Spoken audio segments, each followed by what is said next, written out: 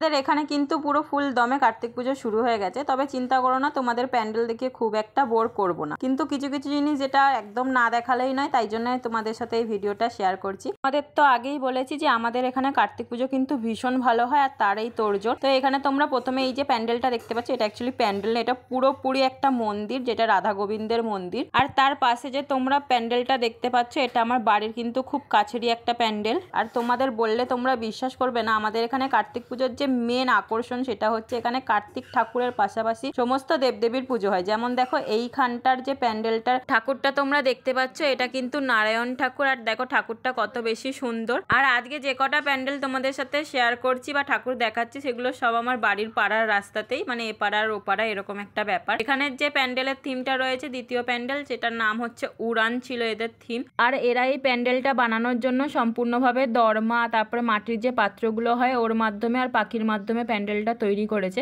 কিন্তু ওই যে আমি বললাম না, আমি তোমাদের খালি মেন ঠাকুরগুলো দেখাতে এসেছি, যেটা আমাদের এখানকার ইউনিকনেস, তাই জন্য প্যান্ডেলটা আমি একটু ফাস্ট ফরওয়ার্ড করে দিচ্ছি আর আমি ডাইরেক্ট ঠাকুরে আসছি।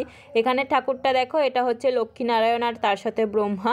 এরপরে আমরা এখান থেকে বেরিয়ে অন্য একটা প্যান্ডেলে যাচ্ছি। আর এগুলো সমস্ত কিন্তু আমার বাড়ির খুব কাছে। আর নিজেদের এরিয়াতে এত বড় সড়ো করে যদি পুজো হয়, তাহলে কিন্তু একটা আলাদাই আনন্দ মনে হয়। এখানে যে প্যান্ডেলটা এখন তোমরা দেখতে পাচ্ছ, এটা ছাইয়ের প্রতিমার প্যান্ডেল, মানে এখানে সমস্ত কারুকার্য ছাই দিয়ে করা হয়েছে।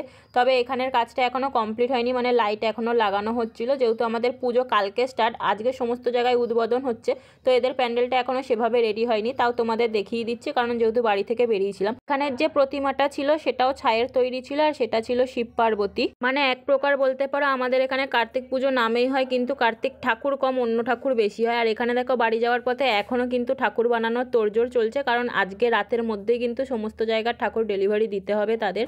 তো এই ছিল আমার আজকের ভিডিও। যেহেতু বাড়ি থেকে বেরিয়েছিলাম, তাই ভিডিও করে এখনই এডিট করে ছাড়ছি। তো কেমন লাগলো তোমাদের অবশ্যই জানিও। আজকের মতন আসি তাহলে, টাটা।